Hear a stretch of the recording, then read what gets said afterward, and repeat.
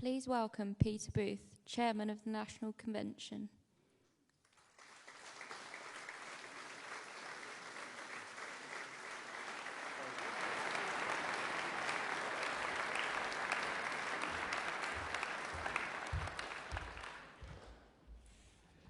Good evening, Team Southwest.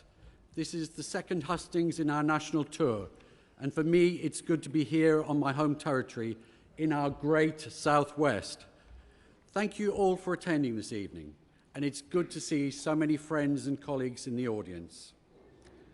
These hustings are for us, the members of the party, to take part in a great exercise of democracy where we get to choose our new leader. He or she will be announced on the 5th of September, and as we're the party of government, then will become Prime Minister very soon after. As Ian Dale, who moderated many of these hustings in 2019, said, and I quote, "I found chairing the hustings a surprisingly positive experience. The members really put the two candidates through their paces and asked some very searching questions. So I ask tonight that you make your questions searching, make them succinct, and ask questions and not make statements, and one question each, please, so that more of the audience here have a chance to ask questions. Both of our candidates have a duty and a desire to fulfill our 2019 manifesto. Their differences will be about how to go about achieving that in a very different world from 2019, which is post-Brexit, post-COVID, in uncertain times internationally, and where our union as a nation is being challenged. So I'm sure that you'll want to test our candidates and to seek to establish their strengths and to see who you think is best capable of running our great country. As we're all Conservatives, I know that you'll be respectful of our two candidates and keep your questions positive. For them, for me and our CCHQ team, who have worked so diligently to set up these hustings at short notice, and in midsummer, these hustings run on a tight schedule until the 31st of August, when we have our last final rally in London. As you know, our ballot opens soon. You can cast your vote online or by post. We ask that where possible, you cast your vote online. Quite simply, it costs us less, and I'm sure that we want our hard-earned funds to go into campaigning. So my hope is that this evening will give you much more clarity about how to cast your vote. I hope that you'll all go away enthused and energised in your commitment to helping our party win the next election. We need your help and support. Finally, I'd like to thank our South West Regional Chairman, Julian Ellicott, for all the work that he does on our behalf. Julian, you do a great job. I hope very much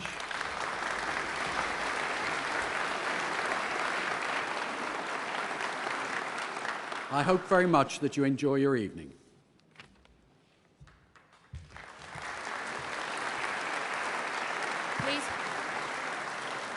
Please welcome the Financial Times' Whitehall editor and best-selling author, Seb Payne.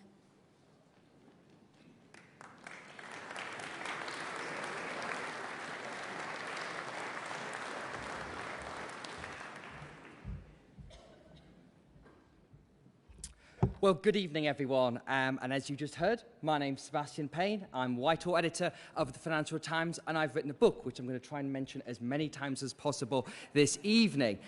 For those of you who buy the Financial Times, well, thank you. You're paying my salary, and you'll be very well aware I've written a lot about the Conservative Party, but also this contest. And for those of you who don't read the Financial Times, well, I'm sorry for you, and I would strongly advise you do. There's some great subscription offers online to get lots of news.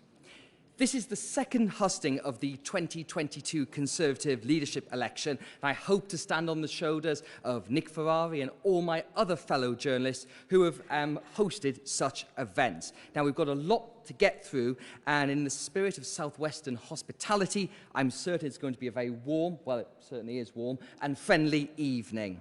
This is how things will run. For our pair of contenders, we'll hear from their supporters, see some no doubt rather snazzy introduction videos before their speeches, and then I'll be asking them some questions. But the core of this evening is you, the party members with the weight of choosing the next UK Prime Minister on your shoulders. I want to get through as many of your questions as possible, so do keep them short, to the point, and if possible, please put a question mark at the end of them.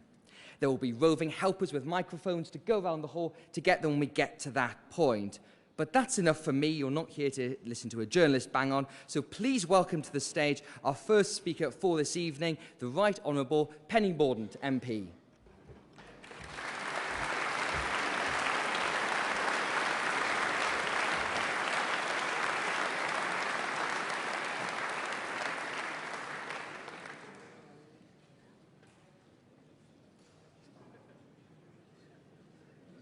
Please welcome Penny Mordaunt.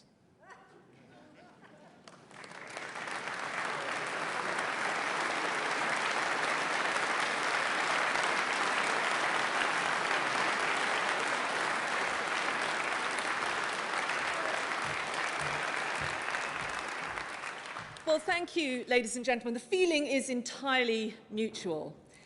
Thank you so much for being here tonight. The fact that so many of you are is testament to how every single one of you cares deeply about the task that's been afforded to us. This isn't just about one person. It's about all of us.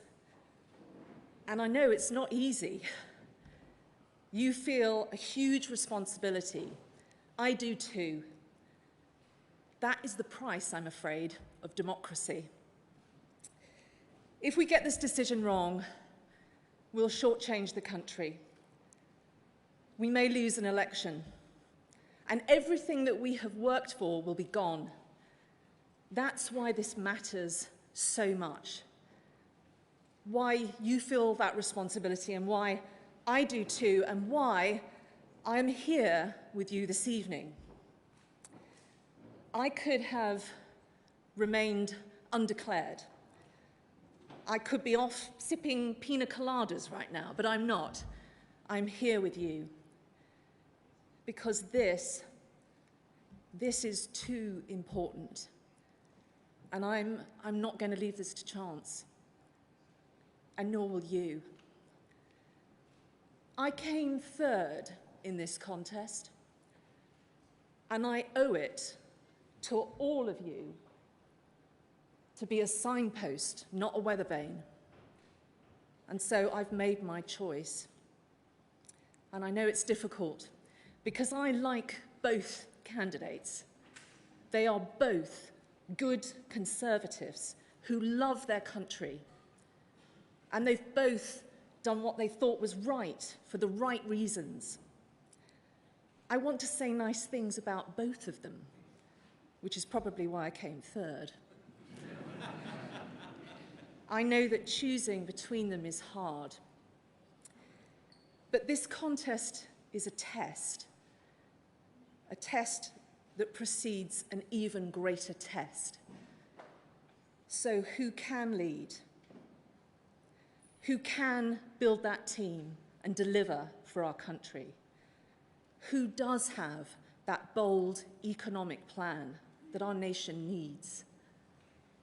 Who's got reach? Who can relate to people? Who understands that people need help with the cost of living now? And who is going to rightly clobber our opponents? Who is going to hold seats and win back councils? And who most embodies the vision and values the British public had in their heads and their hearts when they voted in 2016 and 2019. At the start of this final phase of the contest, I didn't know the answer to those questions, but I've seen enough to know who the person I'm going to put my faith in is. And that is Liz Truss.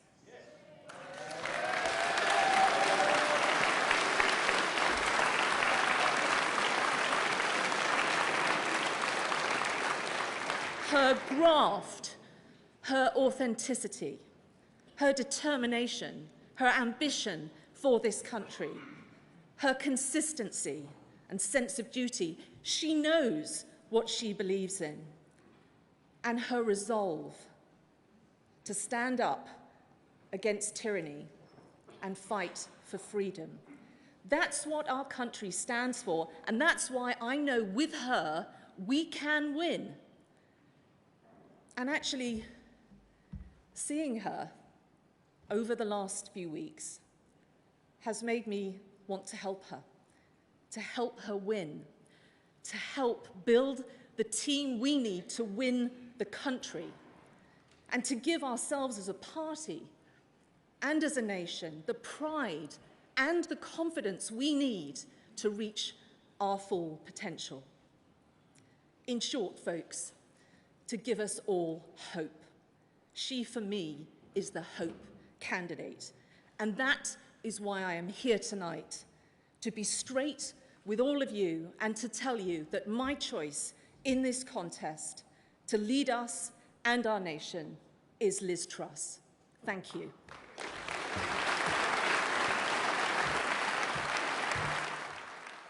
The United Kingdom is a great country, and I know that a united Conservative Party can unleash the potential of all the people who make our country so great. To win the next election, we need to deliver, deliver, and deliver for the British people. I know that our country's best days lie ahead. I'm the candidate with a clear vision for the future who can drive change and get things done. As Trade Secretary, I negotiated deals with allies like Australia and Japan, creating opportunities around the world for British business. And as Prime Minister, I will continue to deliver on the opportunities of Brexit. I will lead a government committed to core Conservative principles: low taxes, a firm grip on spending, driving growth in the economy, and giving people the opportunity to achieve anything they want to achieve, regardless of their background. I will work day and night to lead a party and a government that puts more money in your pocket and secures a better life for you and your family. I've consistently delivered when I have said I would. And I love our country.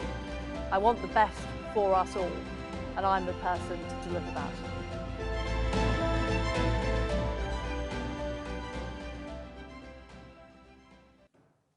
Please welcome Liz Truss.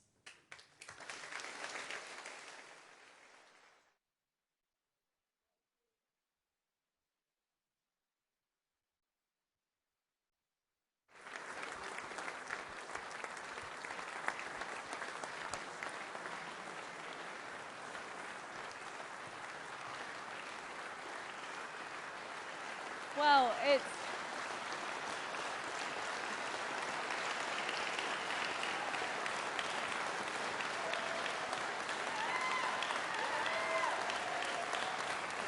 Thank you. It's fantastic to be here in Exeter, and it's fantastic to have the support of Penny Mordaunt. She's a great person, she's a great politician, she's a great patriot, and I'm proud to call her my friend. Now, I remember back in 2015, swathes of the Southwest were under the control of a dark force, the Liberal Democrats. And I remember going out there on the streets, to the farm shops, to the farms, to the Cornish pasty factories. I turned out not to be very good at crimping Cornish pasties, but with, great candidates like Kevin Foster, like Scott Mann, like James Heapy. And I remember how hard we worked. There were long hours and long days. I remember a particular afternoon at Sheppey's Cider. Very, very difficult work, but somebody had to do it. But what we did is we rooted those Liberal Democrats out of the Southwest. Their fake bar charts, their Euro love, their high taxes. And we made sure we won for the Conservatives. And what I want to tell you, as your Prime Minister, first of all, I would win back Tiverton and Honiton. And secondly, I would never,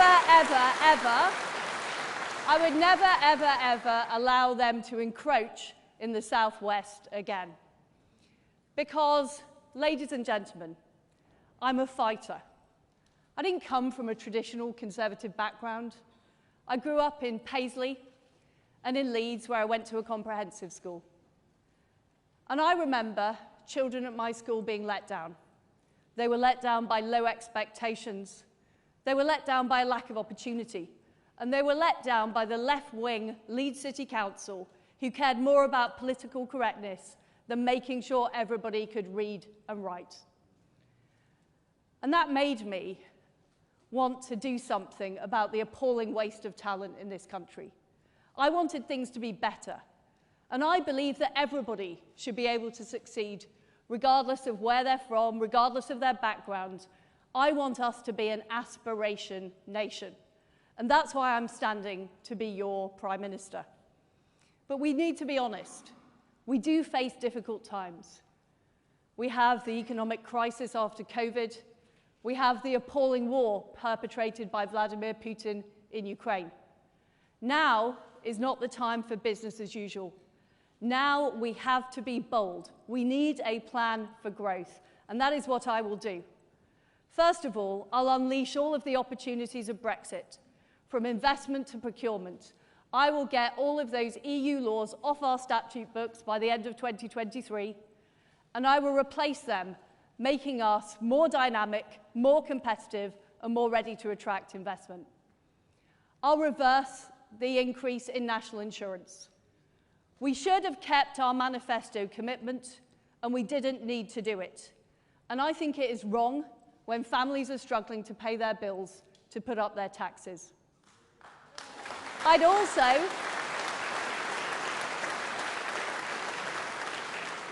also have a temporary moratorium on the green levy, so people see an immediate reduction in their fuel bills. Because I know that people are struggling with the cost of living.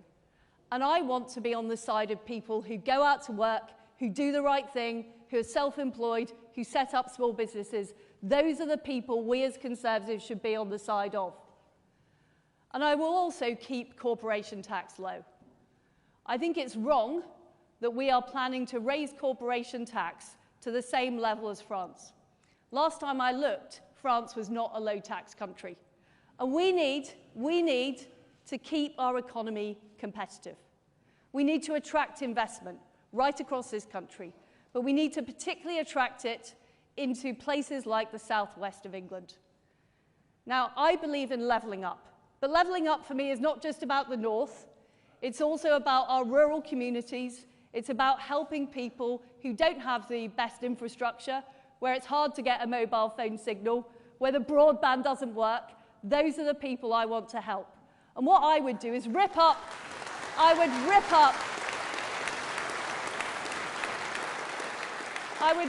the Treasury investment rules and make sure it's fair, because you all know that the services are better in London and the South East than they are here, and we need to change that. I also want to have low-tax investment zones where we can unleash opportunity and we can build more homes for local people, going to local jobs to give people opportunities here in the Southwest. Now, before I became an MP, I was a councillor. And as part of my job as a councillor, I sat on a planning committee. And I can tell you, those are hours of my life that I will never get back. Because we all know that you sit there making those decisions and you get overruled by somebody in Bristol, or you get a top-down housing target from Whitehall. I will abolish those top-down targets, and I will give local people control of what happens in their area. I will also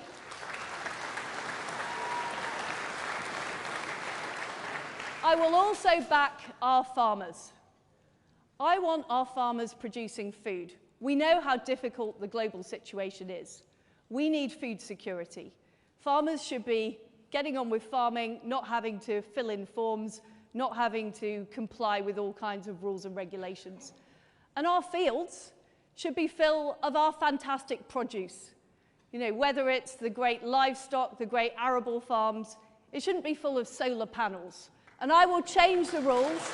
I will change the rules to make sure to make sure we're using our high-value agricultural land for farming.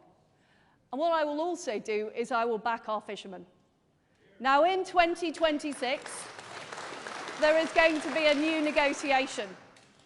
And I will make sure, as an independent coastal state, we have full control over our fishing waters. And you know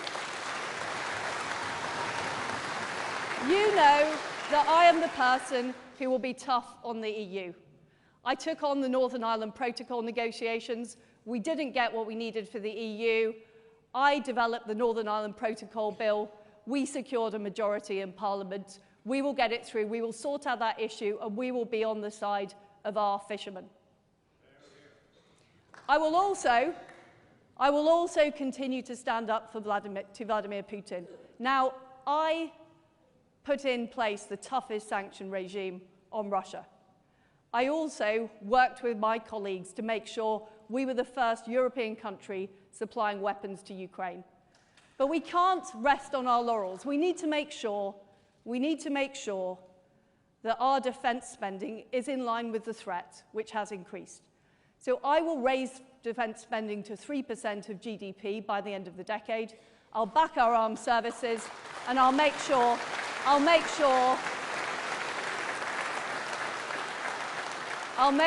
that our veterans are protected. I will also tackle the issue of small boats in the English Channel. I worked with Priti Patel on the Rwanda deal.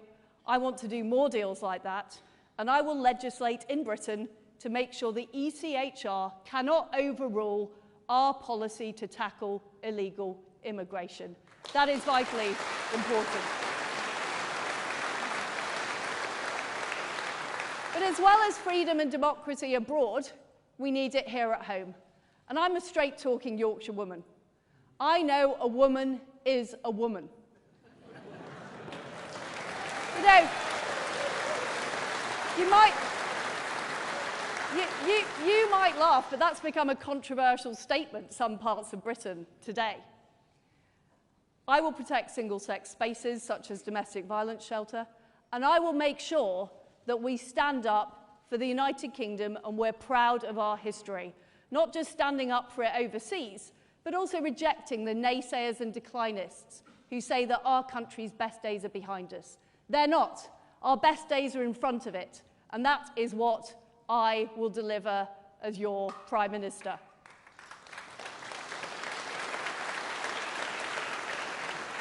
I know that we can deliver. I know we can get things done. I will channel the spirit, and I was at Wembley last night watching the Lionesses. I will channel the spirit of the Lionesses who fought bravely against the odds and got things done and delivered a massive, massive victory. And that's what we can do. That's what we can do for the United Kingdom as we unlock our potential against the plastic patriot, Keir Starmer. And that is what we can do from the Conservative Party. Because people who voted Conservative, from the blue wall to the red wall to Cornwall, they voted Conservative because they wanted Conservative policies, not because they wanted higher taxes, not because they wanted Labour light. They voted for us because they believe in our values, and we have to have that confidence in ourselves. And that is what I will deliver as your Prime Minister. Thank you very much. Thank you.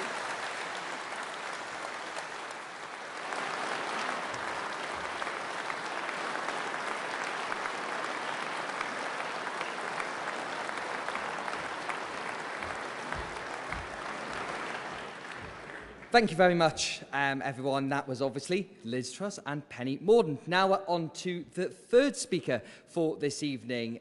Please welcome to the stage the Right Honourable Dr. Liam Fox, MP.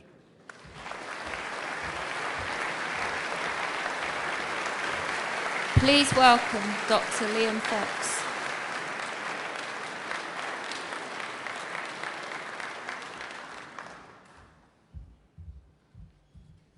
Well, good evening, everyone. When he was still Prime Minister and I was Defence Secretary, I was on a plane with David Cameron going to Afghanistan, and we were discussing the Conservative Party, and he said, Liam, I regard myself as a liberal Conservative. How do you regard yourself? And I thought this could be career-defining, this particular answer. So I said, well, David, I regard myself as an unreconstructed, free market, Thatcherite, unionist, Eurosceptic Atlanticist. And there was something of a pause, as you can imagine, after that. But I know what sort of conservative I am, as you will know what sort of conservatives you are.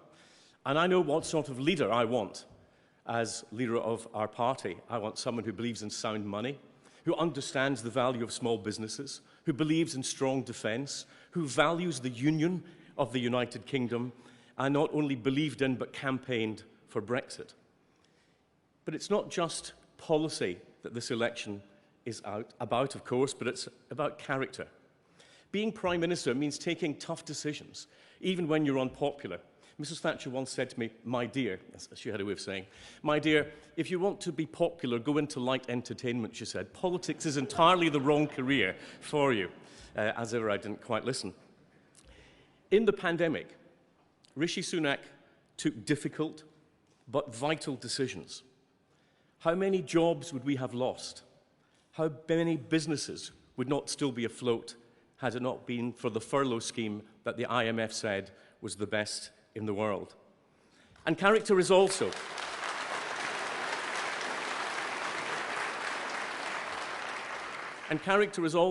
about the team you build around you, from William Hague and Michael Howard to some of the best of the 2019 intake here tonight.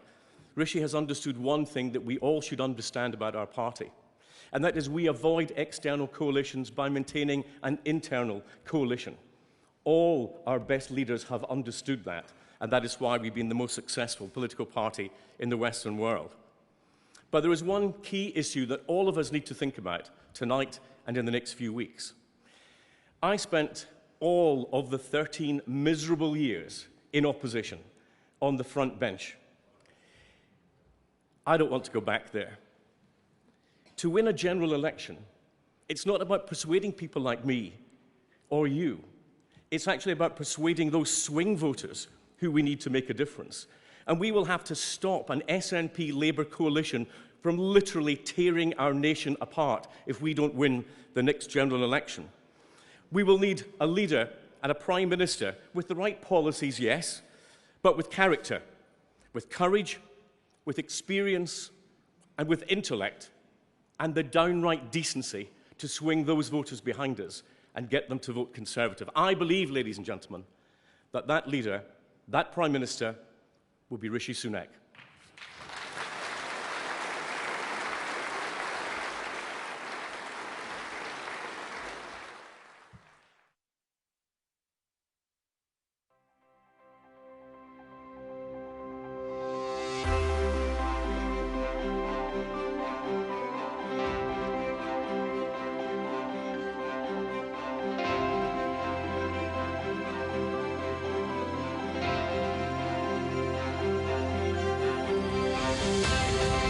My values, traditional Conservative values, are clear. Hard work, patriotism, fairness, a love of family, pragmatism, but also an unshakable belief that we can build a better future. Rishi Sunak has always done right by the South West. He has a sound economic plan. We need a thriving rural economy. I know Rishi gets this. Rishi Sunak is one of the most outstanding talents that I've come across. He has all the attributes that a great Prime Minister should have. That's why I'm backing him, and that's why I'm ready for Rishi.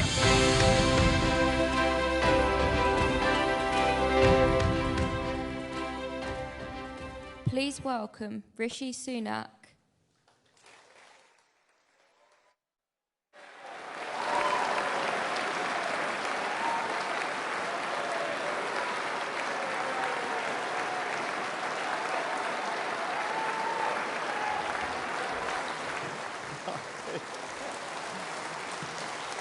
Good evening.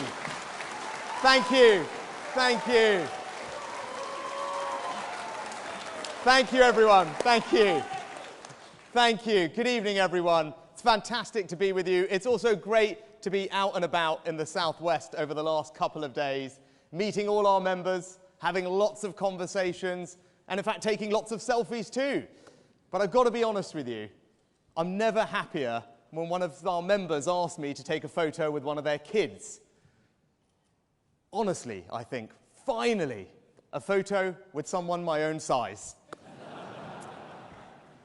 But look, I'm here tonight, standing in front of you for one very simple reason, and that's because this country, our country, did something extraordinary for my family by welcoming them here as immigrants 60 years ago and allowing them to build a better life, because that's what our amazing country does. Now, I was raised with a set of values that are core to who I am, and first among those is that family means everything to me, because the bonds of family are far greater than anything any government could ever hope to replicate, and we must never, ever forget that.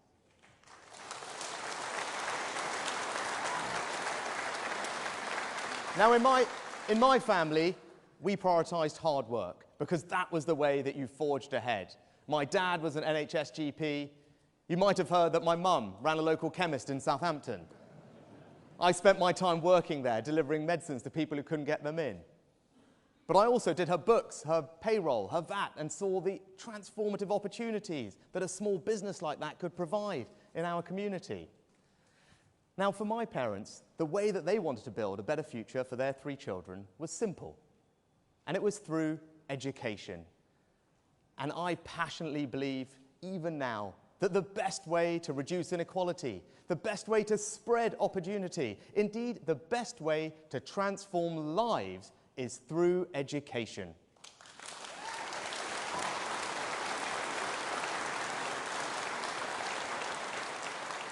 So those, in a nutshell, are my values: patriotism, service, family, hard work, aspiration, and looking out at all of you, I'm sure they are your values too, because those are conservative values, and mine is a conservative story.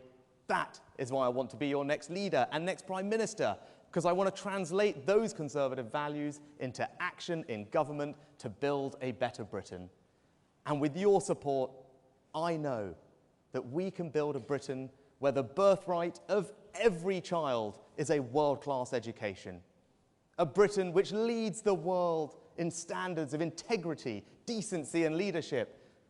A Britain built on aspiration, hard work, and hope. And a Britain where we can be enormously proud of our history and confident about our future. But before we get there, we have to tackle 3 immediate challenges. We have to restore trust, we have to rebuild the economy, and we have to reunite our country. Now, to restore trust, we have to start by being honest.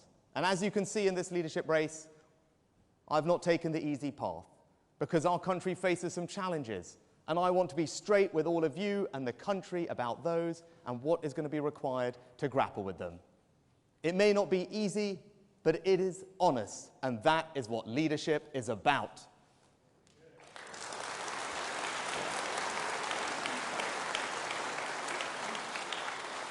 But we also restore trust by delivering on the things that matter to people. And that's why I've set out a plan to radically challenge consensus and reform the NHS, so we can focus less on how much we put into it and more about what we get out of it and cut those backlogs.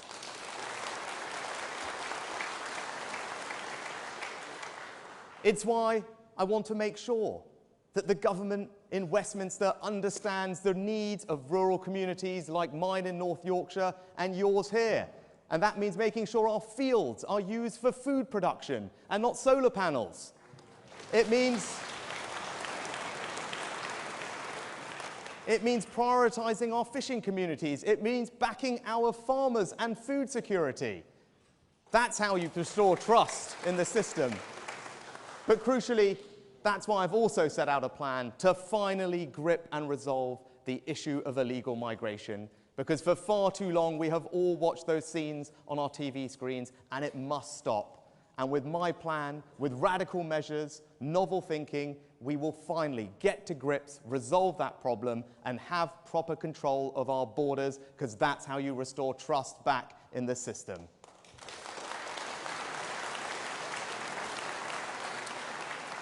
Now, Now, when it comes to rebuilding the economy, you all know what the biggest challenge we face is, and that is inflation. And you also all know that inflation is the enemy that makes everyone poorer. It reduces living standards. It erodes people's hard-earned savings and pensions. It pushes up mortgage rates. And of course, I want to help people with the cost of living, and that's why this autumn we will cut VAT on energy bills.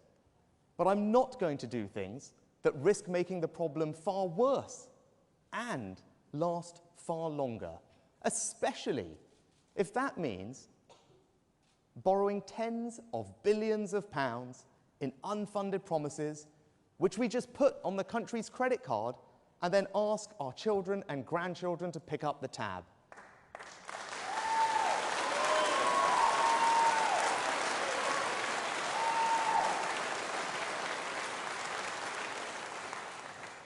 But I am going to cut taxes, and that's why today I set out a radical set of reforms to cut the basic rate of income tax by a fifth under my leadership. Because as Conservatives, we believe in hard work. I want to reward hard work and allow people to keep more of their hard-earned money. So under me, income taxes will fall, and they will fall at the fastest rate since Nigel Lawson and Margaret Thatcher.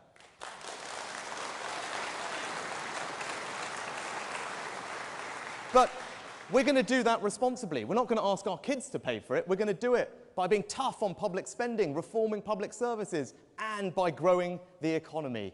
Because this autumn, I want to reform our business taxes. So we cut taxes for those businesses that are actually investing in the economy, that are growing the economy, that are innovating. And I want to take advantage of all our Brexit freedoms. As Chancellor, I embarked on a radical policy of free ports. We're going to have one in Plymouth. And you know why? Because levelling up is not just about the north, it's about the southwest too.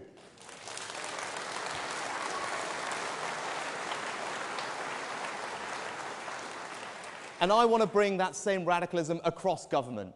I want to reform regulations in agriculture, in financial services, in data, in life sciences, so that we can make this the best country in the world for companies to start and grow. Because in a 21st century economy, that's what you need to do. And my experience means I am the best person to lead our economy into that future and seize the opportunities that are there waiting for us.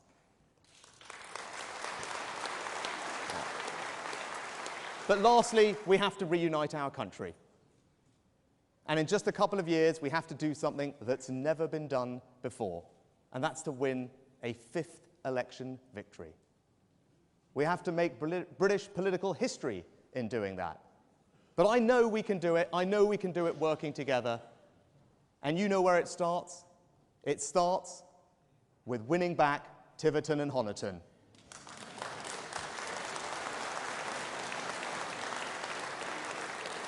But that's not going to be enough. We need to appeal to swing voters everywhere. Here in the southwest, in London, in Cheshire and Amersham, in Brexit-supporting Teesside, in Wales and in Scotland. And I passionately believe, and the evidence shows, that I am the candidate that gives our party the best opportunity of beating Keir Starmer and ensuring Labour never win that election.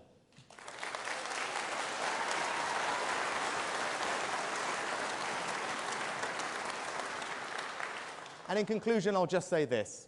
As Chancellor, you saw me in the pandemic. You saw me act boldly, radically, quickly, ripping up the rule book to ensure that we protected millions of jobs and businesses, supported the economy, made sure it was resilient, got through the worst recession in 300 years, and bounced back strongly on the other side.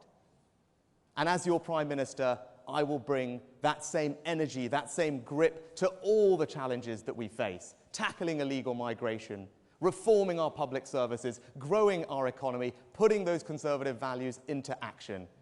And I also promise you this. I will give you my everything, my heart and soul, into making sure that each and every one of you here tonight can feel enormously proud of the Conservative government that I will be privileged to lead. So I humbly ask for your support, not just to be our next party leader, but also the next Prime Minister of our great country. Thank you.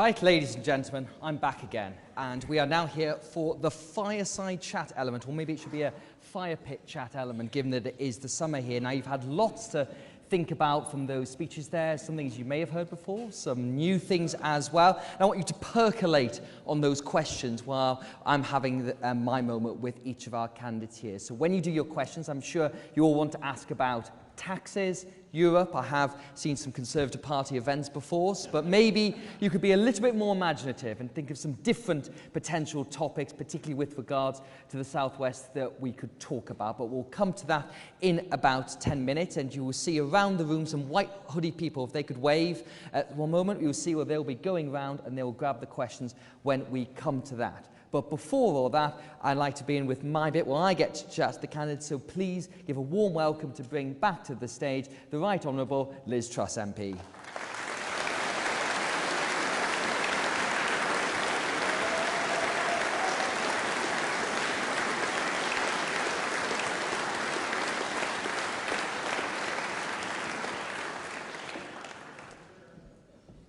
Thank you very much. Sebastian. Hello, Liz. Great to see you. Great to see you. So, shall we begin with your big new surprise endorsement that came this evening, Penny Mordaunt? And I think some people might have seen that and been perhaps a bit surprised, because I believe that some of your supporters were not the biggest fans of Penny Mordaunt. One of them, I think, has had grave reservations about her running for her candidacy. Another accused of maybe being a little bit work shy. Do you have any grave reservations about her? I think Penny Mordaunt is a brilliant person, a fantastic politician. She ran a brilliant leadership campaign, and I'm absolutely delighted that she's decided to back me and become part of my team. It's fantastic. And I think everybody around this room knows that we need all the best players on the pitch in the Conservative Party. You know, we need to win the next election. And what I am all about is making sure we unite the party, that we move forward with a really clear Conservative vision. And I'm absolutely delighted to have Penny on board.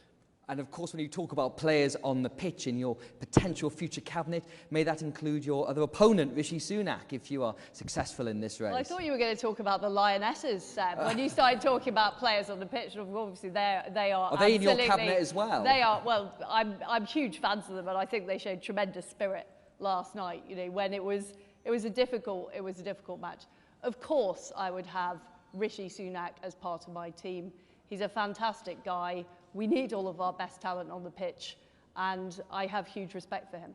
Now, let's talk about your slogan, which is trusted to deliver. You've been in the cabinet since 2014. Since then, you've done lots of different portfolios. I think 6 cabinet jobs. Give me your... Only 5 cabinet jobs, Seb. Oh, well, the next one's the 6th one. I was education minister. There we go. Not quite there yet. But give me your top 3 policy domestic achievements from that era, from those roles. So lots of people said after we left the EU that we wouldn't be able to get as good trade deals as the EU had. In fact, I got all of them in record time, and I got an even better deal with Japan, new deals with Australia and New Zealand, started off the process with India, started off the process with Trans-Pacific Partnership. And I'm very proud of what we achieved at the Department of Trade. We showed the massive opportunities there were after Brexit. And what I want to do as Prime Minister is be able to unleash the full opportunities, things like Solvency II, MiFID, changing our procurement laws so they're fair for British companies. And I think so that would be a huge achievement. Number 2? Well, one of the things that makes me proudest is the work I did to secure the release of Nazanin and Anousheh. Nazanin had been in jail in Iran on and off for 6 years. And again, I was told that this would be difficult, that this would be impossible. But I found a new way of doing things. I worked with the team at the Foreign Office, and we succeeded in bringing her and Anousheh home. And I just remember waiting at Brize Norton in the middle of the night and her coming off the plane to see her young daughter and husband. And that was one of the best moments of my life. Seeing her and her family. And you know, that is why I'm in politics, to make a difference. I really felt on that occasion I made a difference. And the third thing I would highlight is the work I've done on the Northern Ireland Protocol Bill. Again, people said that this was a difficult challenge, that I'd been handed a poison chalice. I got it just before Christmas, and I did say to David Frost, thanks for the Christmas present, David. You've given me the whole Christmas to swat up on these negotiations. And we didn't get where we wanted with the EU, and peace in Northern Ireland is incredibly important to me. The Belfast Good Friday Agreement is incredibly important. I remember what it was like before that agreement was done, and how the troubles in Northern Ireland affected all of us. All of us, they are part of our family. So sorting out that has been really important. Getting the support of that bill in Parliament. Again, lots of people said it would be impossible, that Parliament wouldn't support it, that they made claims it was illegal, but it's not illegal. It's absolutely right that we protect the sovereignty and territorial integrity of our country, and that we protect the Belfast Good Friday Agreement. Now, on the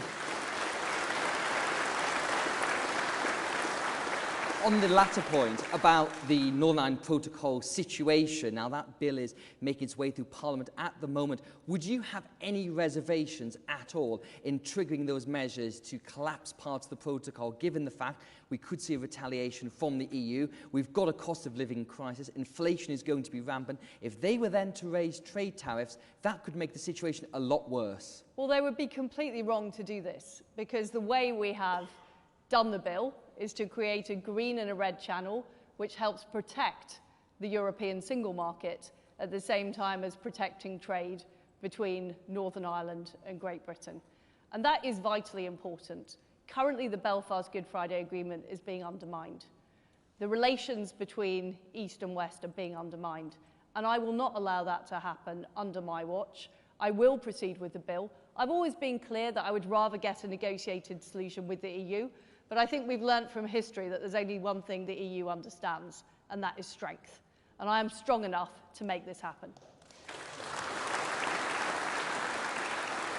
Now, you talked about Tiverton and Honiton, which of course is just 15 miles up the road from here, and you've said that you're the candidate who can win, I think, the Blue Wall, the Red Wall, and Cornwall, you said as well. But that was a silly pun. I apologise for my dad jokes. I'm sure the Cornish people here will forgive you one day. But there is polling out that suggests if you are facing Keir Starmer in a general election, you would lose. So what evidence have you got, having never fought a national campaign, that you can win back the Blue Wall? I've seen the opposite polls, which said I would win against Keir Starmer. In fact, one out today saying I'm more popular as Prime Minister than Keir Starmer. But one thing I don't believe in, and I frankly think there's too much of it been going on under successive Prime Ministers, is worrying about polls, worrying about focus groups. What we need to do as Conservatives, we need to do what's right. We need to do what is right for people. We need to deliver on our promises. And that is why we will gain their trust and deliver the next election. So the idea we should just be looking for the Seb Payne column in the Financial Times and we should be worrying about the polls. We shouldn't be worrying about that. We should be worrying about delivering broadband and a mobile phone signal here in Devon. We should be worried about making sure our farmers can produce fantastic beef. We should be worried about facing down Vladimir Putin and ensure the Ukrainians win. That's what we should care about. And one thing I would do is Alistair Campbell moved the chief whip out of number 12 Downing Street and he moved the press office in. Just to show you my priorities, I'm going to move the chief whip back in and I'm going to move the press office out. Because my priority... Sorry. Look, he's actually not the worst. He's one of the nice ones. He's one of the nice ones. But my priority is delivering what the public have voted for in line with our Conservative values of rewarding people who work hard, do the right thing, set up businesses. Those are the people that I am working for, not the press, not the pollsters, not the media. Now,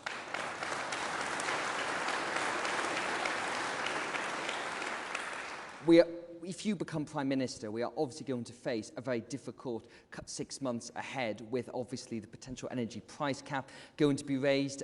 Inflation is still going to be very high. And one thing that we've seen is a growing move of civil disobedience. There's a campaign called Don't Pay. There's people saying they're going to refuse to pay their energy bills later this year. What would be your policy response to that? Well, my response on energy, yes, it is partly fracking. And we should allow fracking. We should allow fracking. We should allow fracking where local communities support it. And you say things will take a long time. They will take less time under my government because I will pass primary legislation to get things done.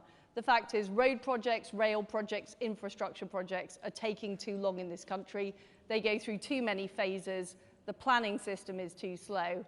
We need to get on and we need spades in the ground before the next election. And I'm determined to use our majority in Parliament to deliver that. I am getting on with your question. I will also make sure we exploit all of the gas in the North Sea and we make sure we use that to bolster our domestic energy supply. I'll move forward faster with nuclear, including major nuclear stations, but also small modular reactors, which are produced in Derby and a major opportunity for our country as well. And what I am immediately announcing is having a moratorium on the green energy levy, which will immediately save money on people's bills, as well as immediately reducing people's taxes. Because I believe it is completely wrong that at this time when families are struggling with fuel bills, that we have put up their taxes. I spoke out against it at Cabinet at the time. I'm still against it. I mean, on the issue of civil disobedience more generally, I am concerned about militant trade unions. I will root out the trade union time wasting that is currently going on Whitehall at the taxpayer's expense. And I will also legislate to make sure we protect essential services, including essential use of our railways. It's completely wrong that people who work hard are penalised and can't get into work. Meanwhile, train drivers who are already very well paid are causing havoc. Now, we've only got a few minutes left before...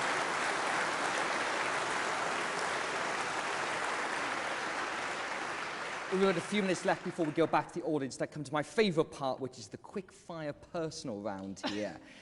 Liz Truss, which opposition politician do you admire the most? I think Rosie Duffield, because she stood up against the ludicrous lobby in the Labour Party who deny the fact that women are women, and she's been prepared to stand up for her beliefs. Number 2. Are you a person of faith and do you practice religion regularly? So I share the values of the Christian faith and the Church of England, but I'm not a regularly practicing religious person.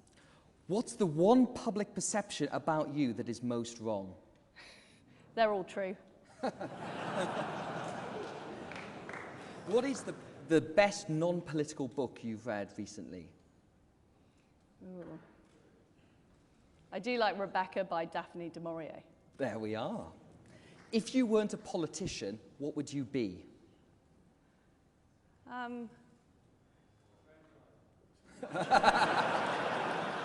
Someone's going to have to drive them.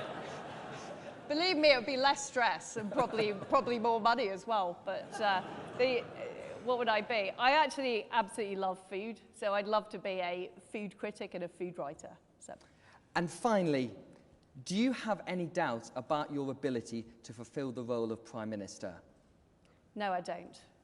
I've been Foreign Secretary, I've been Trade Secretary, I've held other roles in the Cabinet. I know there will be tough times, but I also know that I can deal with difficult situations, I can get the job done, and I'm completely determined and resolute. And one last bonus one, without thinking of fields of wheat too much, what is the most embarrassing thing you've ever done? I mean, honestly, yes. My daughters will be watching this, and I absolutely am not going to say. Oh. Right, well, Liz, just thank you so much for being such a good sport. Now, let's go to audience questions. If you look around, you will see the people in the white hoodies who've got the microphones. So if you want to raise your hand, we'll try and get through as many of them as we can. Let's go to the gentleman here in the blue shirt. Can you just tell us your name, please? Thank you. My name is John Levinson, and as many members of the party across the country live in the countryside, and many of all party members would like to know if you will allow government time within this current Parliament to repeal that dreadful 2005 Hunting Act, which is divisive and does nothing for animal welfare and is, poorly affects the rural economy. Thank you very much. Well, you might know that I'm an MP in Norfolk, which is a fantastic place for country sports. We have a very strong shooting industry. I'm very, very supportive of country sports. But I remember being a minister under David Cameron's government and looking at this issue, and I think opening Pandora's box could possibly make the situation worse for people who enjoy country sports. So whilst I share your love of rural pastimes, and I'm a strong supporter of all of the fantastic conservation work the shooting industry does, I think we've got to be very careful about opening that box. Thank you. Are you happy with that answer, sir? All right. Never mind. What I would say about me is you'll always get an honest answer, and I will never make promises I can't keep. And I've never made promises in any job I've done that I can't follow through on. And I know, I've been there, I know how difficult that one is. Right, let's get some more questions. Let's get the gentleman here with the white shirt. Thank you. Yes. I think it was 2 days ago, Liz, you mentioned, I think in an article in the Daily Telegraph, that you were more interested in levelling up in the rural community than perhaps other people have mentioned in the past. We are, my friend and I, are from the farthest west constituency, and we call it St Ives, but we prefer to know it as West Cornwall and the Isles of Scilly. If you'd come here today by train, it would have taken you 2 hours from London. It would have taken me 3 hours from Penzance. When are we going to get the kind of infrastructure investment that makes our lives on equal terms to the rest of the country? There we are. More trains in the southwest. The issue at the moment is the Treasury Green Book has this thing called a benefit cost ratio. And essentially what it means is that if you already have a lot of infrastructure and capital, you get more. So this is why more and more tube lines end up getting built in London, while cities get the fibre rollout first. I don't believe that is what we should be doing. I want to rip up that rule book and change it, because I think it's important to help those communities with the worst infrastructure first. So my policy would be helping rural areas level up and get that infrastructure. And we know, and if you want to be a farmer now or you want to run a small business in Devon or Cornwall, you need the internet. It's not an optional service, you need it. And you can't even get a mobile phone signal in vast swathes of the area. So, but the thing about me is I am prepared to challenge the orthodoxy. And these rules have not changed for years. They haven't changed under... Wait a minute, that's not quite true. Rishi Sunak ripped up the Green Book a couple of years ago when he was Chancellor. So why hasn't it changed? Because I haven't seen any change in the last 2.5 years, Sebastian. I'm in a rural constituency too. I've been campaigning for an upgrade in my train line for the last 15 years, and it is simply not happening.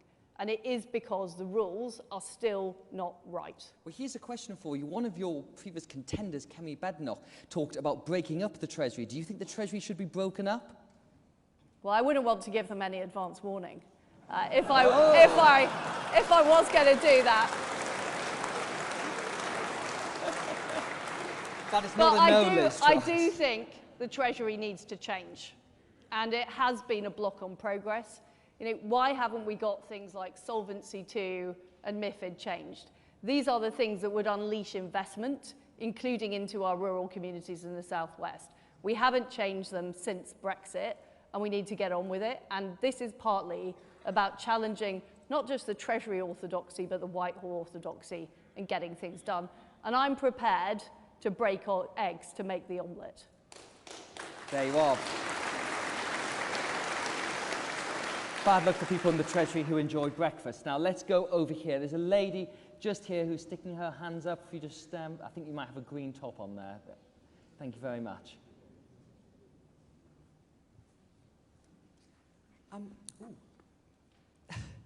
Lavinia Carey, I'm from South Somerset. Where does all the money come from? Where's all the money going to come from? I mean, there's some great promises, some great pledges, and some things I totally believe in, especially helping people who are struggling. But where is the money going to come from that isn't going to put us into debt? So thank you very much. The answer is the money is going to come from thriving enterprises, thriving businesses, and economic growth. That is where we as Conservatives believe that money comes from, and that's how we have a successful, prosperous country. And the fact is, if we tax businesses too much, if we tax people too much, and we've currently got the highest tax rates for 70 years in our country, we will throttle that growth. And we're currently predicted to have a recession next year. So my view is business as usual, carrying on with these high taxes, raising taxes on corporations, which is the proposal currently, will throttle off growth, and it will mean less money coming into the exchequer and less revenue coming into the government. I mean, look, Gordon Brown makes a very good argument from a Labour point of view for high tax and spend. But my view is that is not a Conservative policy. We believe in enterprise. We believe in people keeping more of their own money.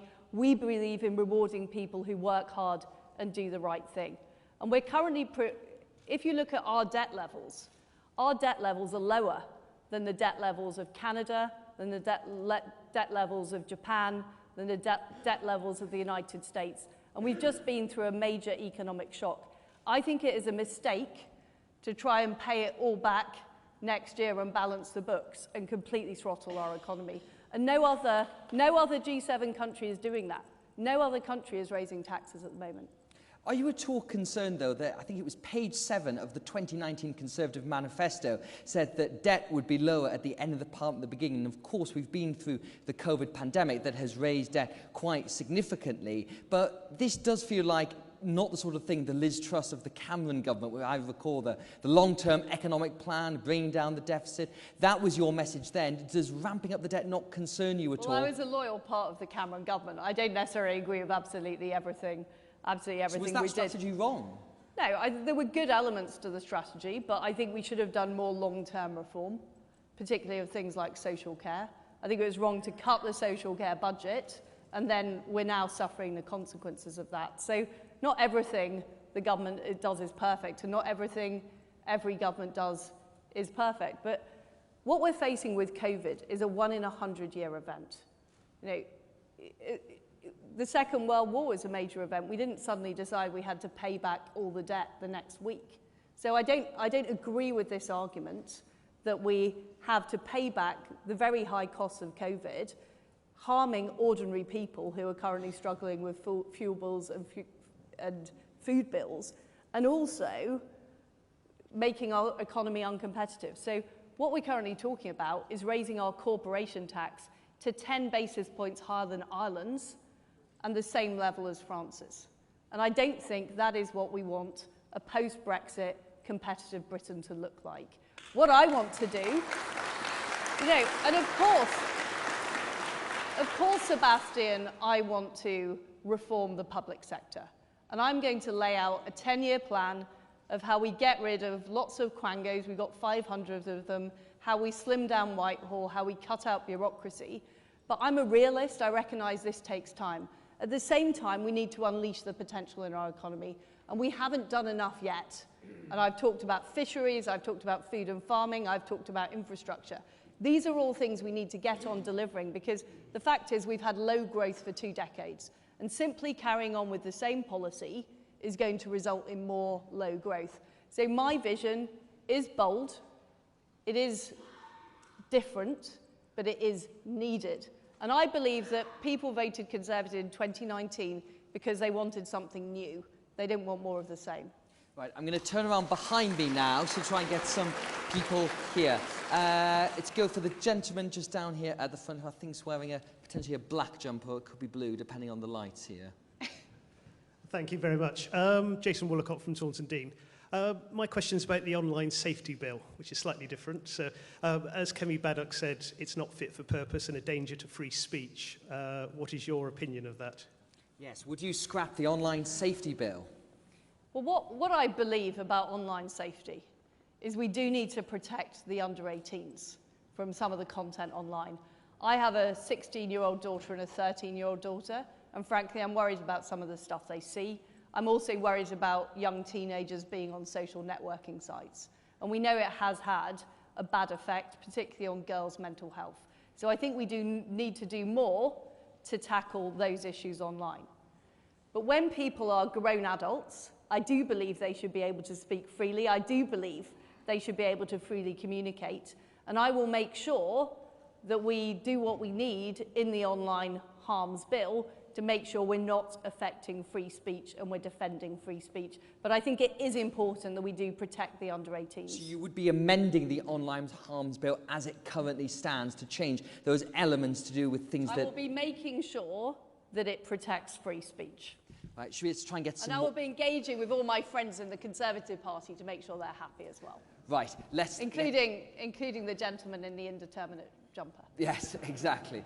Have we got any more ladies? I'm just seeing if we've got any questions up here. Now, there's a lady over there, there is whistling at you, Seb. Exactly. Let's see. I think there was someone just there. Thank you very much. Exactly. Sorry. Oh, yes, yes, that one there. That's perfect. Thank you. Can I just ask you if you would ever authorise another lockdown? No. No, I wouldn't.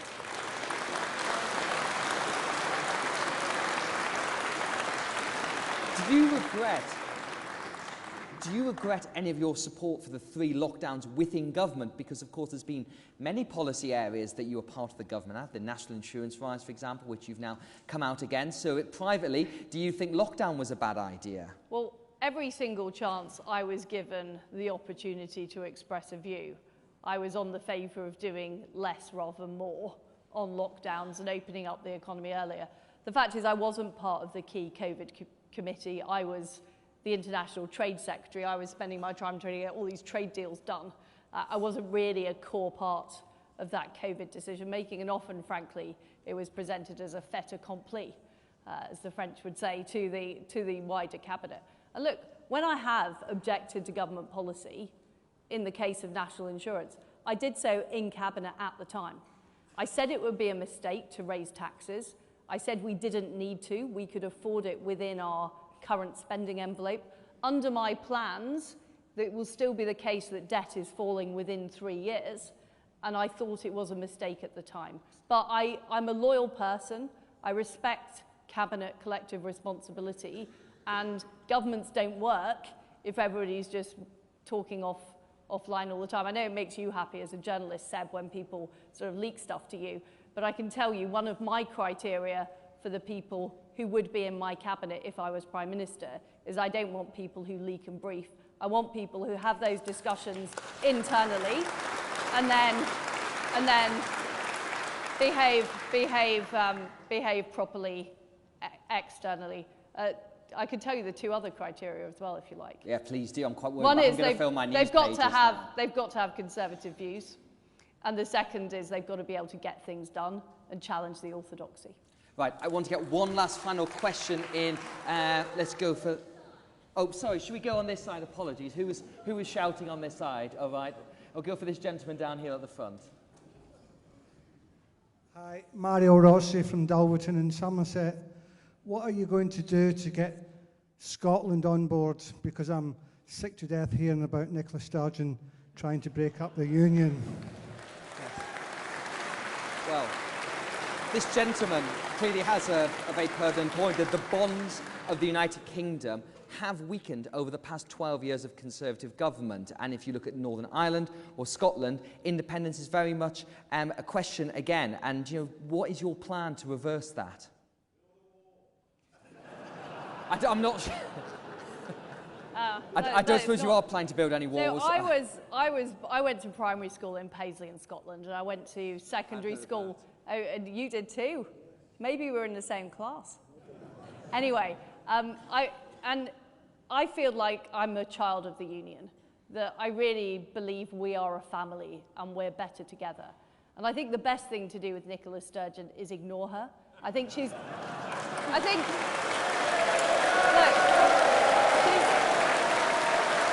sorry.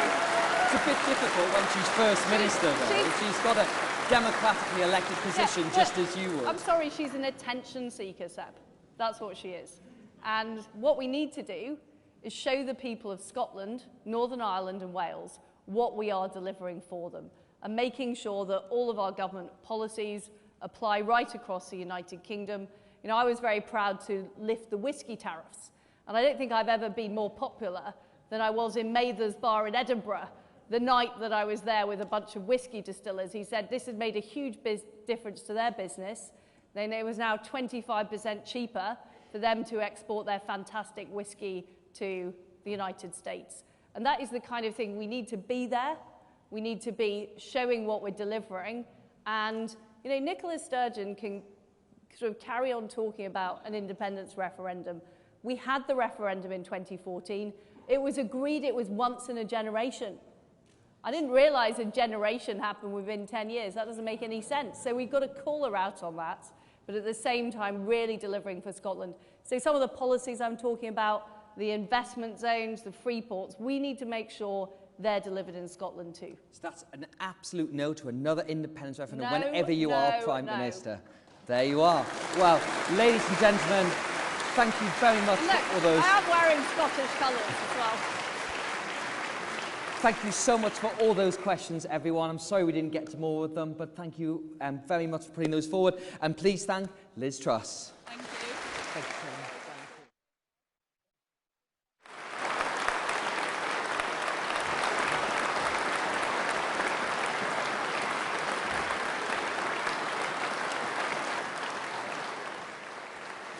Right, so we now have a little bit of changeover as we have, obviously, our next candidate. So, ladies and gentlemen, please give a very large round of applause for the Right Honourable Rishi Sunak MP.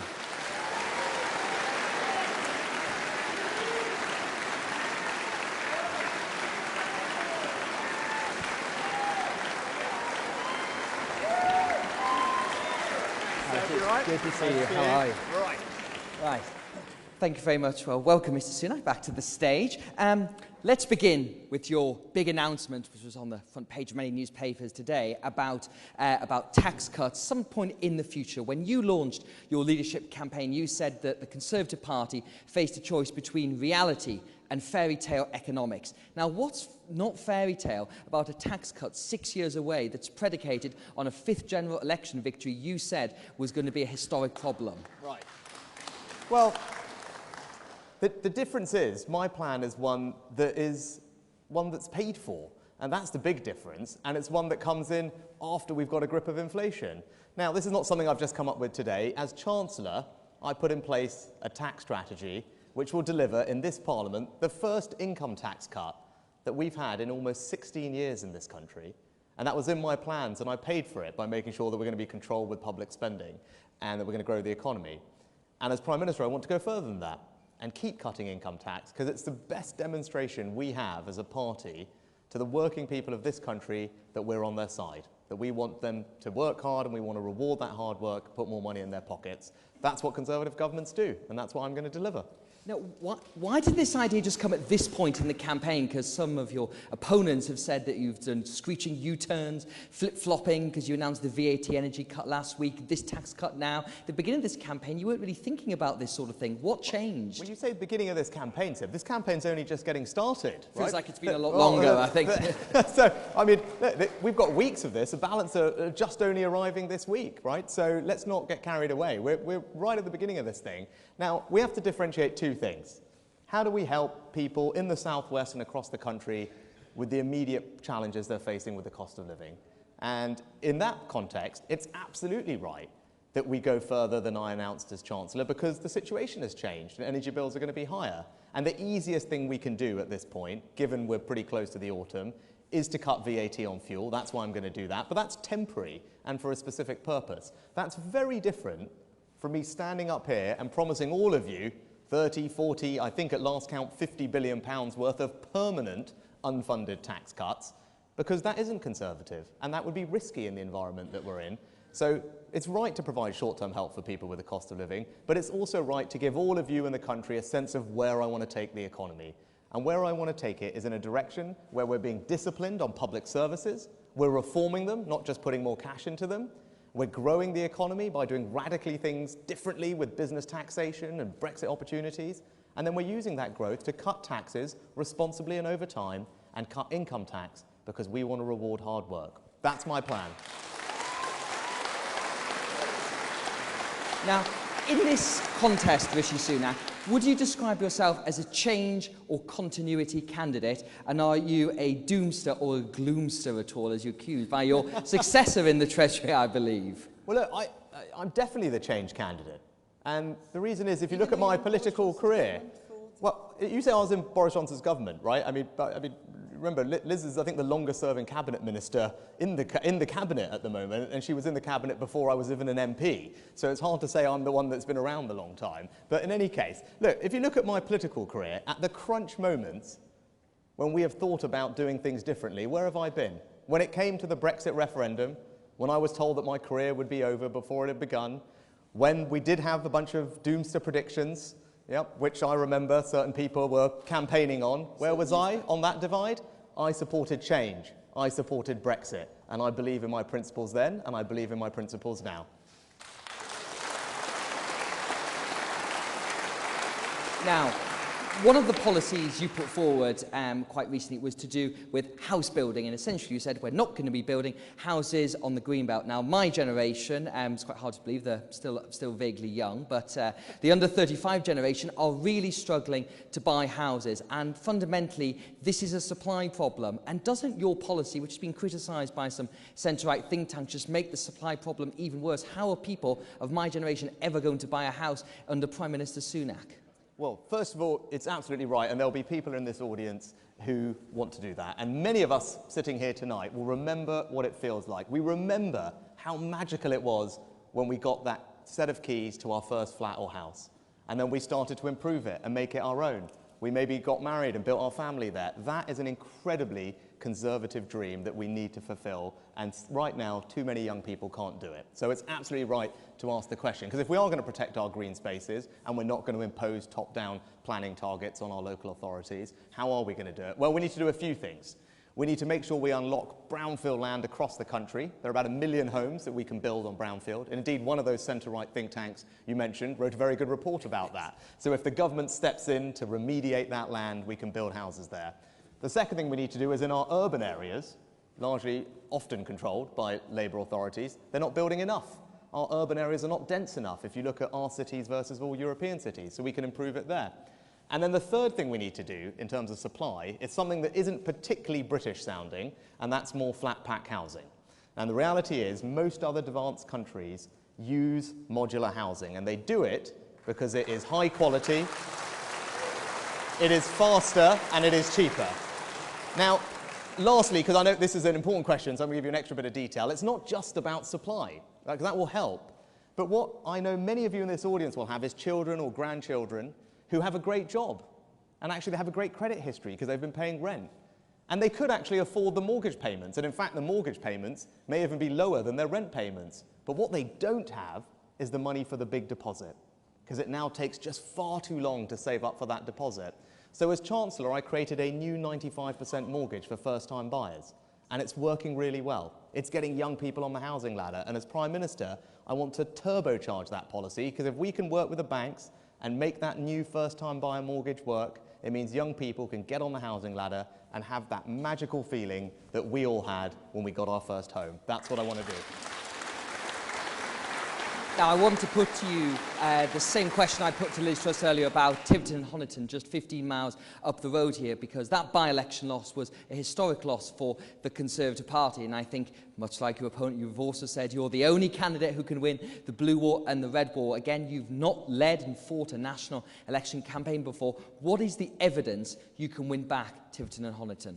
Well, first of all, I'm sure there are a lot of people here in the audience who are campaigning there, and I came down to support you. Can I just say thank you to you, because you guys did an extraordinary job in very difficult circumstances from Westminster, and actually we all owe you an enormous vote of thanks, quite frankly. So first of all, thank you for that. So, look, when it comes back to winning Tiverton-Honton, there's the immediate issue of fixing the school, and that's one that we'll need to get on and deliver at some point soon, because I think people want to see change there. But more broadly, if you look at rural areas, you look at liberal-leaning areas, what is it we need to do? Well, look, like many of you, I live in an incredibly rural part of the country, and rural communities have particular challenges. You know, whether it's bus services, whether it's getting broadband out to rural communities to spread opportunity, whether it's making transport infrastructure work properly, and whether, as I discussed earlier, it's about backing farmers and making sure the trade deals we sign are not, quote-unquote, one-sided, as the NFU decried one of our trade deals, but actually work for British farmers. So we need to get the rural community to, first of all, realise that they can trust a Conservative government, and everything about my background should tell you that I will deliver that. But I think also what we need to do is just improve the conduct of government. And in areas like this, when I was knocking on doors and I was speaking to people, what people did not like, that in their view, government was not run properly, it was not run seriously, and it was not run with decency and integrity. And that is the change that I want to bring as Prime Minister. Well, of course, the name you didn't mention there, of course, is Boris Johnson, who was Prime Minister. And I think you may be saying that essentially some of the issues with his government are the reason you lost that by-election. And you've explained the ethical problems that you had towards the end of that government, but also disagreements in fiscal policy. So why didn't you quit earlier? Because I instinctively wanted to try and make it work. I wanted to give him the benefit of the doubt for as long as I could.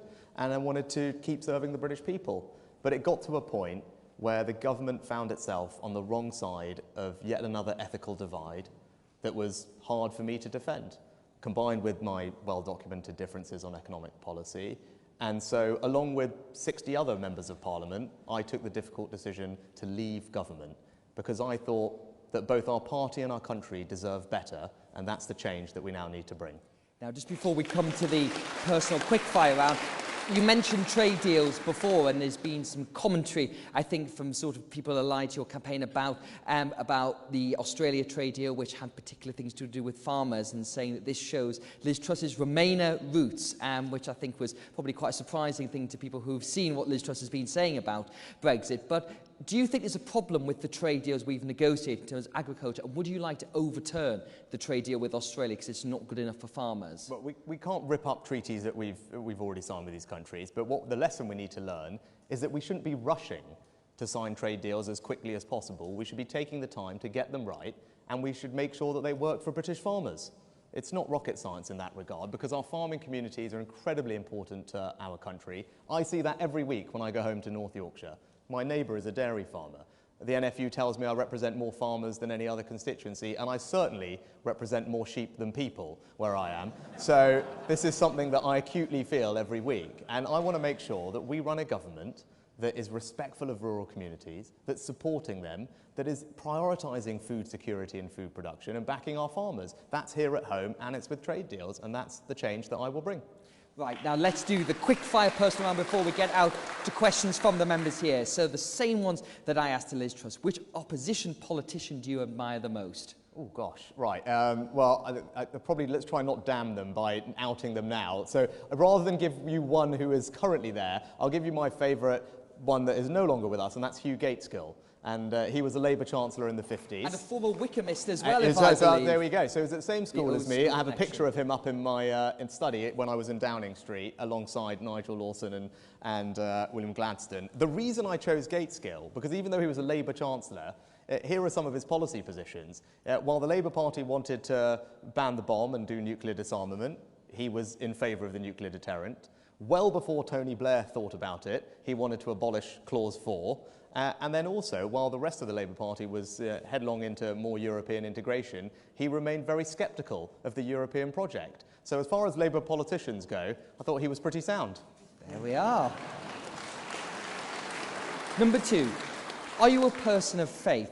And do you practice religion regularly? Yes and yes. I'm a Hindu, I'm a practicing Hindu, and that's how we've raised our kids. And as I was saying, just a few weeks ago, I was back at my temple in Southampton where I grew up, because every year we have a family prayer day where we cook lunch and serve it to the community, and it was a very special part of how I was brought up, and it's a special part of how I live my life today. Number 3, what is the one public perception about you that is most wrong? You know, it was what you touched on before, about it's this idea of continuity versus change. And, you know, actually, I've spent my life wanting to do things differently. I'm not in this just to manage things. I'm in this to radically transform things. And we talked about that with Brexit, where I took the side of the argument was about doing something brave, doing something different, being bold. You saw that from me during the pandemic. I ripped up the rule book in a matter of weeks to design programs, interventions, policies that this country had never seen before, and made sure that we protected people's jobs and businesses. When it came to the lockdown that people wanted to do last Christmas with Omicron, I came back from a business trip abroad and I wanted to stop that from happening, and I'm glad I did with others, make sure that we didn't walk into another lockdown which would have needlessly damaged, thank you, the country. And if you look at my plans going forward, yes, of course I want to be responsible in managing inflation. That's a sensible Conservative thing to do. But gosh, do I want to be radical about how we grow this economy. As Chancellor, I set up free ports. It's one of the few things visibly that we can see as a benefit from Brexit. I want to reform financial services regulation. I want to make sure this is the best place in the world to innovate. I want to reform the corporate tax system. And actually, hopefully we'll get onto this in the Q&A. Liz Truss's policies on corporate taxation are exactly the failed Treasury orthodoxy of the last 10 years, which hasn't worked. I want to change it and grow the economy. I'm going to stop you because this is the quickfire round. This is the quickfire. Number 4, what is the best non-political book you've read recently? Well, actually, I reread one of my favourite books with my kids, and that was Going Solo by Roald Dahl. If you weren't a politician, what would you be? On my bucket list of life's ambitions, well, when I was a kid, I wanted to be in a Star Wars movie, so that's probably not a sensible thing to do. But I'm a massive football fan. I'm from Southampton, and if I would get to be able to run Southampton football... Oh, wow, is there a Saints fan here? Look at that. Brilliant. Well, there's 3 of them. Amazing. Well, if I could run Southampton Football Club, I would be a very happy man. Do you have any doubt about your ability to fulfil the role of Prime Minister? No, I wouldn't be sitting here if I did, right? I mean, obviously these are difficult jobs. Obviously we face challenging times, but I would have not put myself forward and asked all of you to support me if I didn't think that I was up to the task of meeting those challenges and leading our country forward to a brighter future. I passionately believe that I can do that. I can do it all for you very well. And most importantly, I can go and smash Keir Starmer and the Labour Party and the Liberals at the next election. And then finally, our last quick-fire question. What is the most embarrassing thing you've ever done? Oh, gosh. Well, certainly, recently, some of you might have seen that I struggled to pay for petrol in a car that wasn't mine. So there we go. Not a mistake that I'll make again. You've learned how to use contactless card now for paying for petrol. It's amazing. I tell you, this technology these days, it's amazing. Exactly. There we are. Right, now let's open some questions from the audience. Once again, you can see the people with the white hoodies, and we'll get round. And I'm going to start over here because I didn't come over this end last time. Oh, yes, I'll do my best, don't worry. Could we go to this lady just 3 Glad you're heckling him and not me yet. Exactly. So. Just here, thank you, lady with the glasses, thank you. I come from West Dorset, and we don't have a very big population, and so your criteria of value for money when it comes to transport and infrastructure, we don't hit that target. So what will you do for West Dorset for buses? So this is the Green Book question, Rishi Sunak, about the fact that for many years the Treasury's formula for deciding where money should go has always favoured London and the South East. So what would you do to help West Dorset? Yes. Well, look, if you don't mind, I'm going to stand so I can just see all of you. So you're absolutely right about rural communities. And it's not just about transport, actually. It's about schools as well. So like you, I represent an area where you have dozens and dozens of very small village primary schools, right? And the funding formula for those doesn't work properly because it assumes that they can all be bigger and more efficient, but that doesn't work when you're trying to deal with 4-year-olds. So you're right that we need to make sure our funding formulas deal with rural areas. And I've already started to change that when I was local government minister, for local council funding, for things like social care, transportation as well, actually. We do it in a way that is better. And we need to do it more for schools. We made half of the progress before, and I'd like to finish the job. So your broader point is absolutely right. And if there are things to change, of course I'll change them, because I represent a rural area like yours, and we need to make sure that the voice of rural Britain is heard loudly and clearly down in Westminster, because not often they get it wrong. So, yes. Thank you. Right, let's go to this side of the audience. We've got lots of hands. Right. The gentleman here with... Well, there's three of them. Oh, there's three gentlemen. Oh, we've got this man stood up, so let's go for him. This is why it's like Bobby in the House of Commons. Right, yes, sir. Can you tell us your name as well, please? Hello, my name is Guy Kirkwood. I'm a farmer from Tavistock, but my question is not about farming. There are 32% of the workforce in the UK is now working in public service, in government. 32%. But we're seeing an increase in backlogs and a decrease in efficiencies. In the US, in the United States, they've started using something called software automation, and they've achieved $12 billion in savings and saved millions of hours of work. Will you support and mandate the use of such technologies if you become Prime Minister? Slimming down the public sector then. You are absolutely right. And I think mandating is probably a strong word. But when I talked about being bold and reforming public services, that's exactly what we need to do. And that's what my background will put me in great place to actually do for all of us. And the first place we need to do it actually is with the NHS. Because right now we've got this massive problem with the backlogs.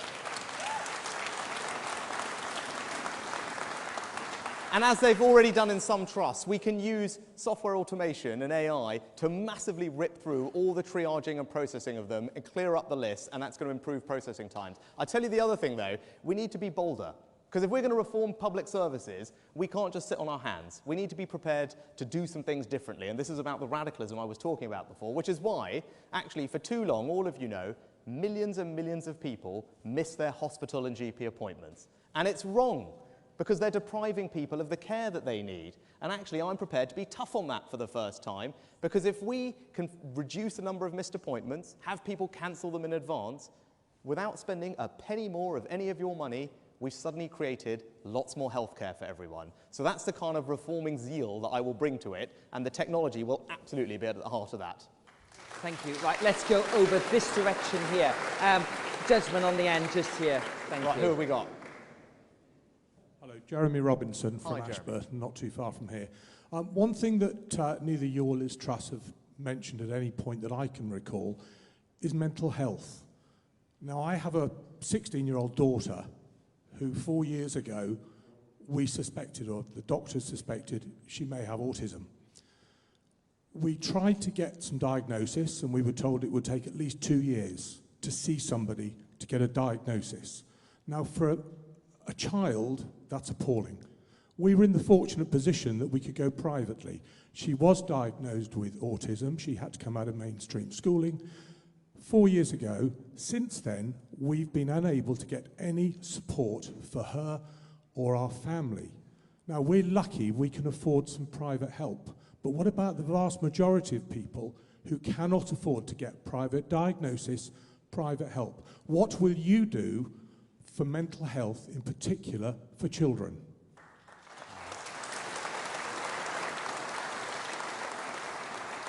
Well, Jeremy, my two girls are a little bit younger than yours, so I can imagine how difficult and challenging that's been over the last couple of years to deal with.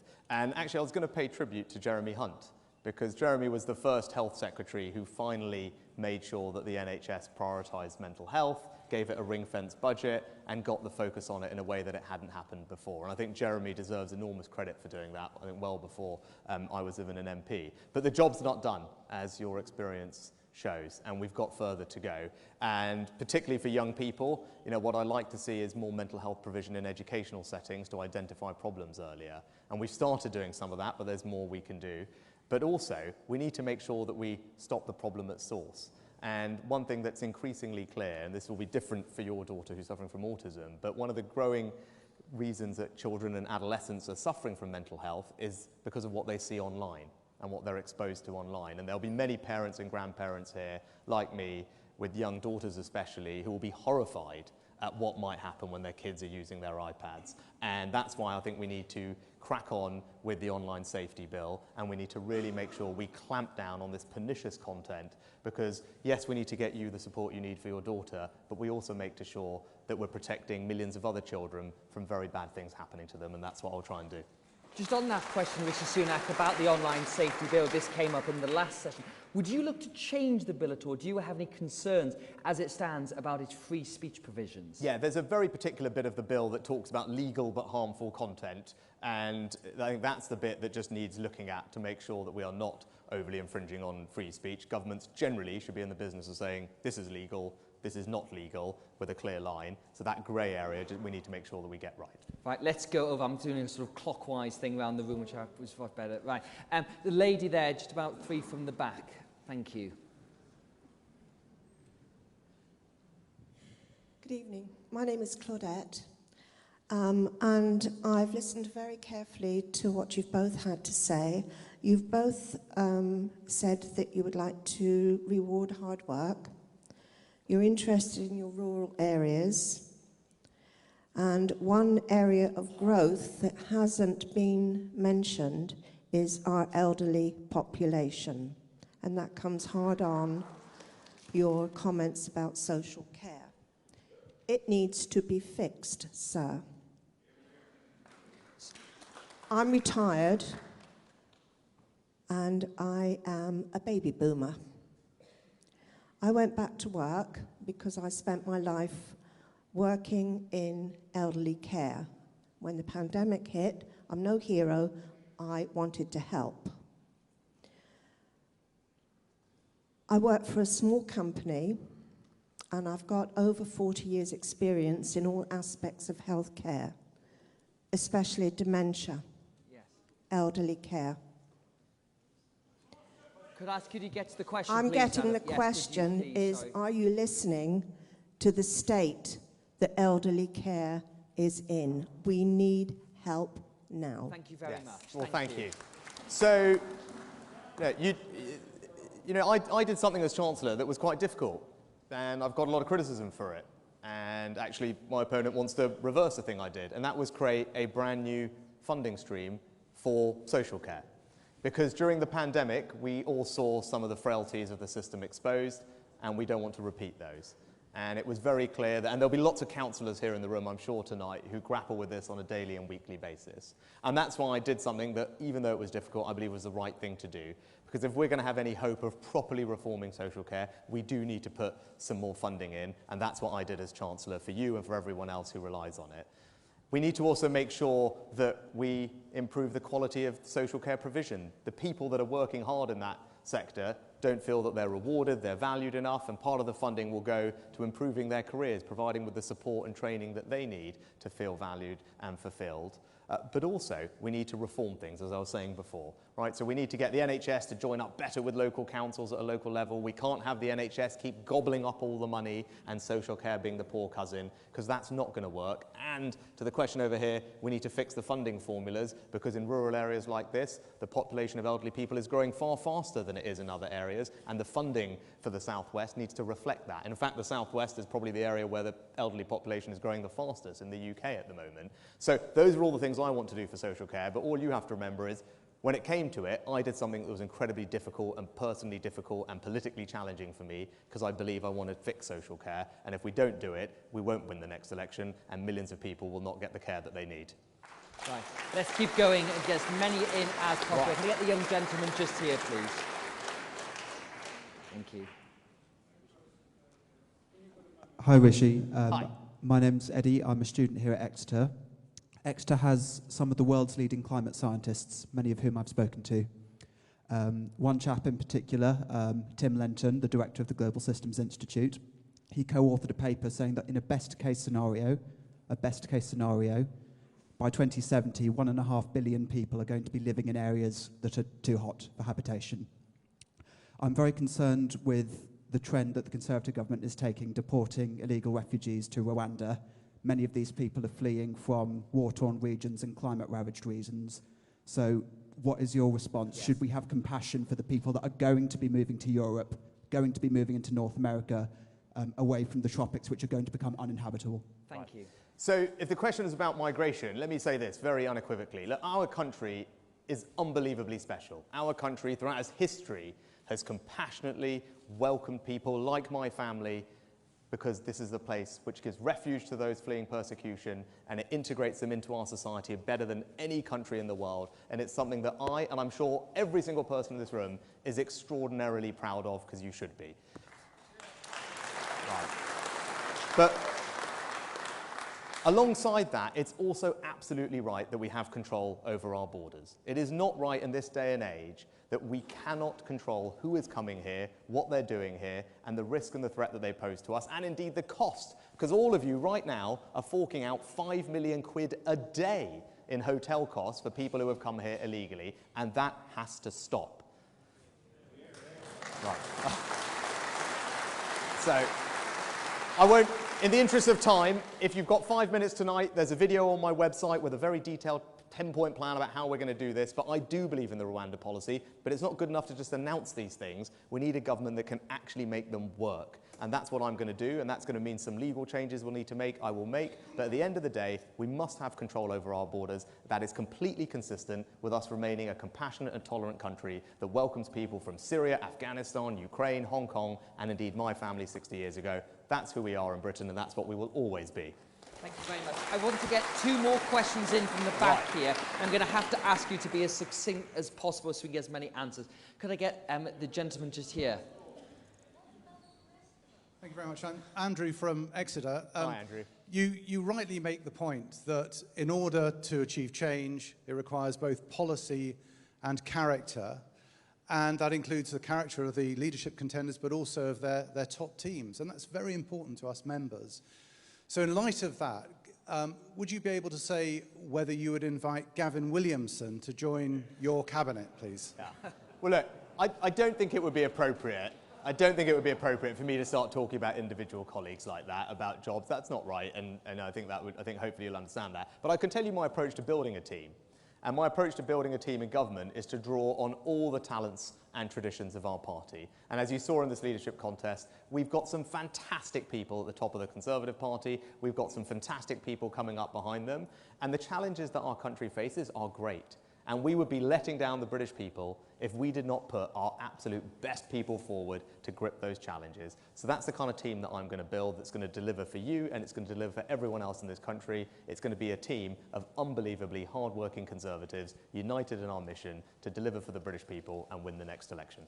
We're going to try and squeeze in 2 questions here. I'm sorry, we're trying to get around everyone as much as possible. Could I get the lady who's just halfway up here, please?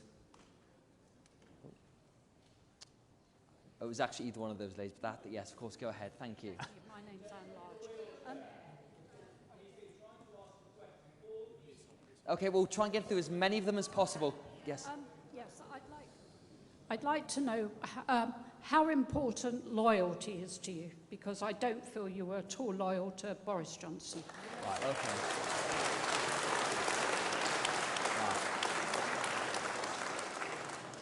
Well, madam, I respectfully disagree, because I was loyal to Boris Johnson for the 2.5 years that I had this job.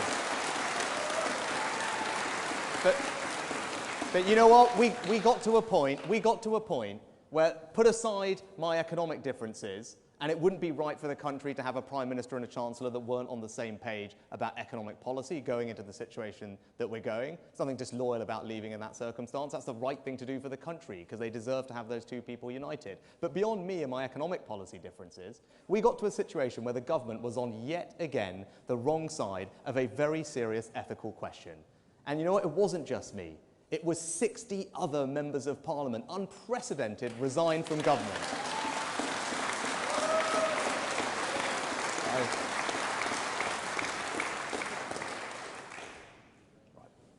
There we are. Thank you very much. Right, we're going to...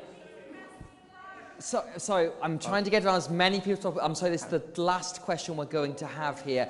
This gentleman has been had his hand up all evening, so I take this one, please. Thank you. And I'm very sorry we didn't get to more of them. My name is Philip Beck.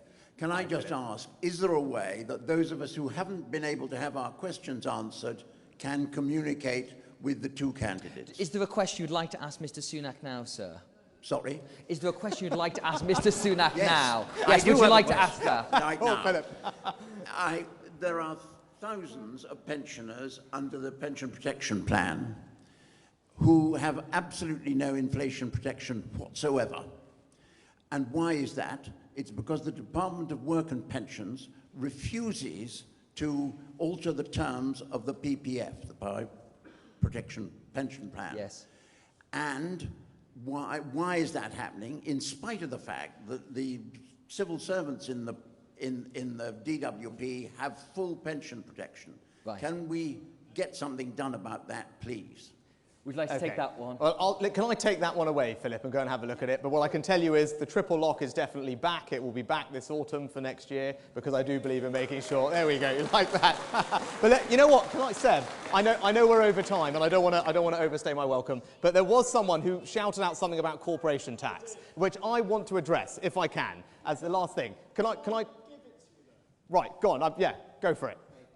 I think I could probably hazard a guess, but, you know. No, so my name's Martin Brooke. I'm the Vice Chair of the English Review, a big company. That's 1,500 SMEs. When 2019, the poll came out when we won the stonking majority, I cried. It wasn't crying with joy, it was crying with relief. You see, Corbyn's tax policy on corporation tax was to hike it up. But you see, I can afford that in my family and my business because I was already spending everything we had on looking after my children who came here, graduated here. My question is, you are going to put up corporation tax on small businesses the same that Labour would do. That would kill my business. I wouldn't be able to fund my children at university. Why are you, as a Conservative, future potential Prime Minister, ever thinking of whacking corporation tax up? Got it, right, perfect. Brilliant, I'm so glad you asked, Martin. I am so glad you asked so we can address this. I'll tell you what I am doing. I am reforming our corporate tax system. I'm reforming it in a radical way to make sure it actually delivers for all of you and this country. Yes, the headline rate of corporation tax is going to go up. But you know what? The rate it's going up to, it's still the lowest in the G7. France, Italy, Germany, Canada, all the rest of them, right? America, yes. It's the lowest out of those 7 countries. Look at the G20 group of countries, the 20 largest economies that we compete with in the world. The rate will still be the 4th lowest, with only, I think, Indonesia, Turkey, and Saudi Arabia lower than us. So it is clearly an internationally competitive rate, and no one can tell you otherwise. Secondly, it doesn't apply to genuinely small and medium-sized businesses. They're going to continue paying the same very low rate that they pay today. 70% of registered British companies are not going to see an increase in their corporation tax. What we're talking about is just the largest ones that are going to see an increase to, again, an internationally very competitive rate. And the third point you should take away is the important one. We are also going to cut taxes for business at the same time. But we're going to cut the taxes on the things that actually make a difference to our growth and our productivity. We're going to cut the taxes on business investment. Because we have tried a failed experiment. The orthodoxy that I'm accused of, that's what I'm going to change. Because that low corporation tax rate we had has done absolutely zilch for investment in our economy. It has not increased. It is still one of the lowest in the developed world. It accounts for half our productivity difference with France and Germany. It's because we businesses don't invest enough. Why? Because our tax system isn't generous enough. So this autumn, I'm going to radically cut taxes on business investment, because that's how you create jobs and growth and better wages for people. And I'm going to cut taxes on business investment in R&D. Because we talked about the future economy we want to build. The future economy we're going to build is going to be built on innovation. And again, our companies don't invest enough in R&D, so we're going to cut the taxes on that. So yes, I'm a Conservative. Yes, I'm going to cut taxes. Yes, I want to see businesses grow. But I'm not going to stick with the failed plans of the past. I'm going to do something radically different, and that's going to grow our economy. That's what I'll do for you as PA. you very much. We got ended up on that. Thanks very much.